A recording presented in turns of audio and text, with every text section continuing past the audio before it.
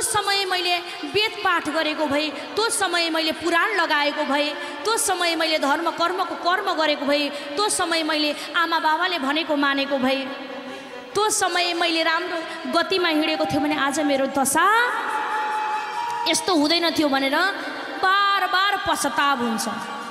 तो हजुर हामीलाई त्यो पश्चाताप नहोस्।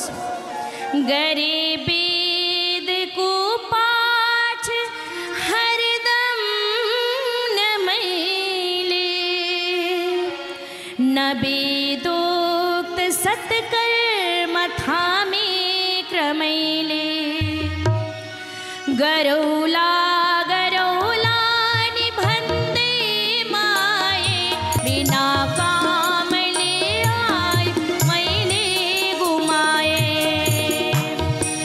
बिना कारण मैले यो आयो गुमाए, व्यर्थमा मैले यो आयो गुमाए।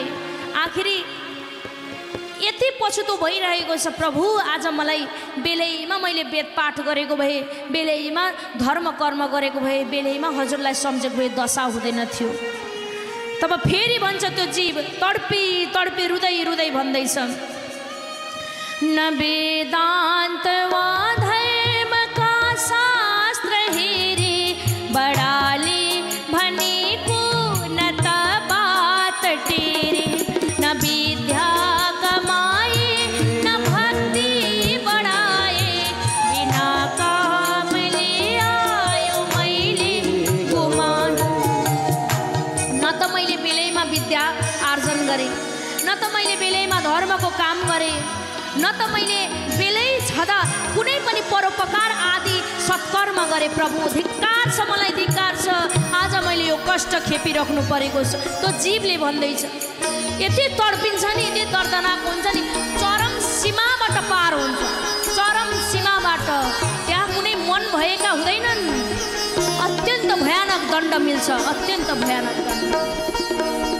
र पुनः भन्न लाग्छ त्यो जीवले, हे प्रभु, हे नाथ, आफ्ना वंशजलाई सम्झिँदै भन्छ, आफ्ना छोराछोरीलाई, आफ्नो पत्नीलाई सम्झिँदै, आफ्नो पतिलाई सम्झिँदै भन्न लाग्छ, न निष्काम भई भर्ममा चित्त लाए, न कुनै कुरा देवतालाई चढाए, न कुनै पनि कुरा त्यो व्यक्तिले भगवानलाई कहिले चढाएन।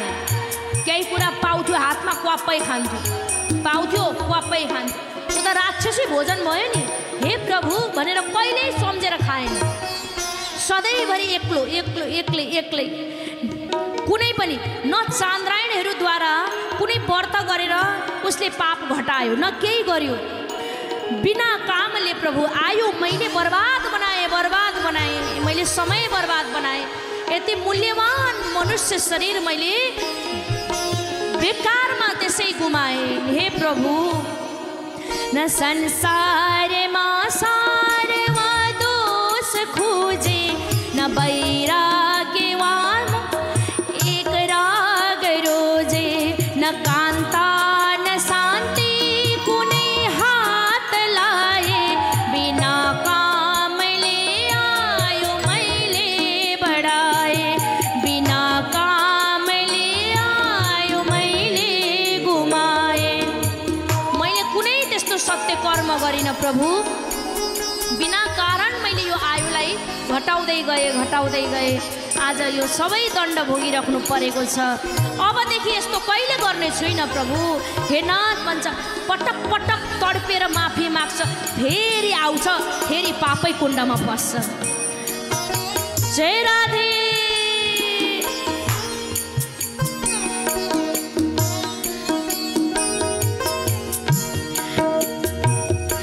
न सत्सङ्गमा काल मैले बिताए, न एकान्तमा गई समाधि लगाए, न मनलाई रोकेर भित्रै जमाए, बिना कामले आयो मैले गुमाए, बिना कामले आयो मैले गुमाए। न योगी महात्मा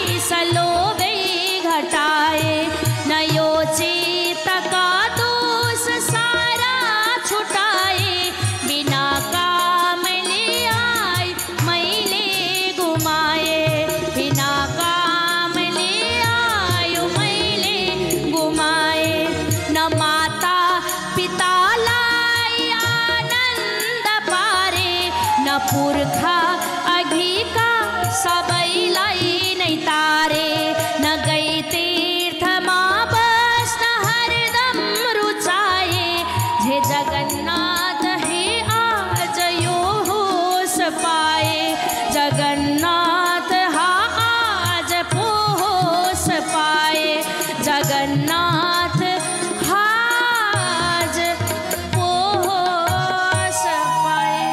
हे जगन्नाथ हे प्रभु हे नारायण आज मैले यो होस पाएँ।